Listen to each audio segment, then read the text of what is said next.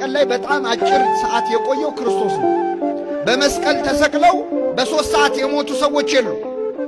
ለዚህ ነው የማርቆስ ወንጌልን ስታነቡ ማርቆስ ምዕራፍ 15 ላይ ጲላጦስ ኢየሱስ ሞተ ብለው ሲነግሩት ከመቼው ሞተ አለ ይላል። ምክንያቱም በ3 ሰዓት ሰው አይሞትም፣ ተሰቅሎ ሊሞት አይችልም። ክርስቶስ ግን 3 ሰዓት ያልቆይቶ ሞቷል። ለምንድን ነው? ከዚያ በፊት 6666 ጊዜ ምን ብሏል? ተገርፏል። አጥንቱ እስከሚታይ ድረስ ተገርፏል፣ ተሰቃይቷል። መንገድ ላይ ልብ አድርጉ፣ ኢየሩሳሌም ከሊጦስጥራ እስከ ቀራንዮ ያለው መንገድ እስከተሰቀለበት ያለው መንገድ 30 ደቂቃ የሚፈጅ መንገድ አለ። በጣም ቅርብ ነው። ክርስቶስ ግን 3 ሰዓት ሙሉ ነው የተንገላታው እዛ መንገድ።